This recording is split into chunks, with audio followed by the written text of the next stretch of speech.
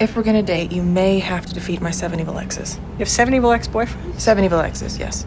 This is Stephen James Snyder for Time.com, and you're watching Origins, a video series in which we get actors, directors, authors, and other notables to talk about the movies, music, and TV shows that have most influenced their work.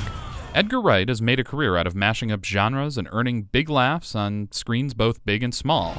He created Shaun of the Dead and Hot Fuzz. In his latest movie, Scott Pilgrim vs. the World, Wright gets to take his approach to the world of teen romance. It's an eye-popping movie from a trippy career, a career that Wright says can be traced all the way back to Sam Raimi in Evil Dead 2. I think Sam Raimi's was the first story I really was aware of where somebody, their entry level into films was just as an amateur filmmaker, and the fact that he grew up in Michigan and had no contacts in the film industry and made this amazing debut was just, mind-blowing to me.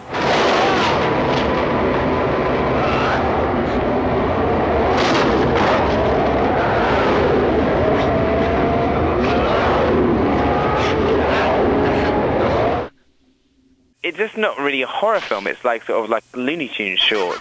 It had its own kind of voice, and it was almost apparent that like Sam Raimi had more interest in making you laugh than he did in scaring you. The whole film has this kind of gleeful malevolence to it in terms of it's really the film is with you the whole time. I'd say Raising Arizona is probably my favorite film, and it's been widely sort of copied since, but like, I think the Coens were the first people to adopt a screwball approach to characters that weren't socialized. What was amazing about Raising Arizona on a verbal level is that they show characters who normally would be kind of like shown as blue collar or white trash, being incredibly articulate and verbose and talking really fast. Matter of fact, honey, I think I'm gonna skip this little get-together myself. Glenn won't mind. I'll just duck out with the boys. Knock back a couple of Coca-Colas. The Coens could get kind of a laugh out of an insert shot of a prop. I don't know if I want to mention this one because it's kind of like, it sounds a bit lowbrow and stuff, but even just the cutaway of fart written on a wall in sort of like charcoal, just a way of kind of framing kind of like sort of cutaways that are like really funny. And really like to shoot comedy in a very imaginative visual way. It was something that like not everybody did.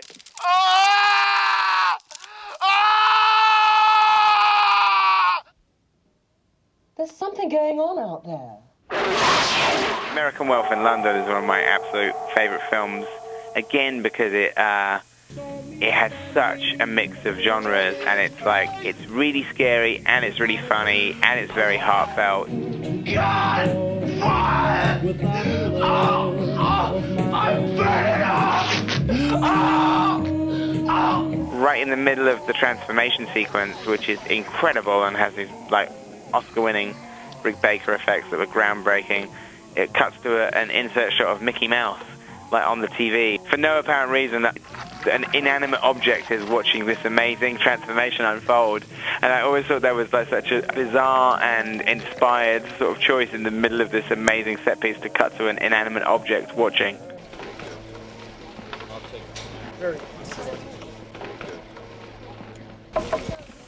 Carrie is absolutely one of my favorite films of all time. It's so brilliantly kind of paced and plotted that it gets to a point in the film, in the prom sequence, where there's no need for dialogue anymore. It becomes like an opera.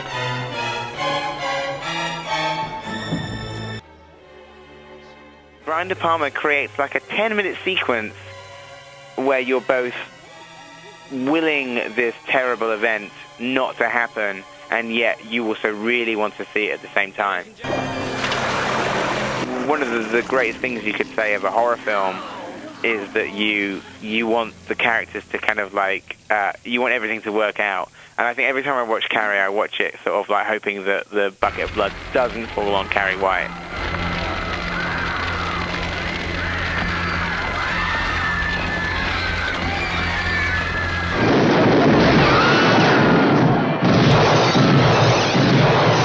The climax of The Wild Bunch is just the editing is kind of phenomenal. But even just the cross-cutting of showing like a body falling intercut with somebody else shooting is it's sort of like, I don't know, it's almost like the action equivalent of beat poetry or something. The rhythm of it is so kind of different to showing something in real time and in sort of sequential order. Things that I'm always like sort of kind of like absolutely thrilled by like the cinema's stylist. Incredible. One of the worst performances of my career, and they never doubted it for a second. John Hughes always kind of, people talk about his characters and his dialogue a lot, but what I think John Hughes doesn't get enough credit for is his stylization of the comedy. Like, you know, what's brilliant about kind of Ferris Bueller is how he makes kind of like hugely dramatic events out of like everyday kind of sequences. You lick your palms. It's a little childish and stupid, but then so is high school. And you insult me. There's a scene where like Ferris and Cameron are calling like Ed Rooney, the principal, on two different lines. There's this tracking shot in on Jeffrey Jones's face, and the score is so dramatic and so intense.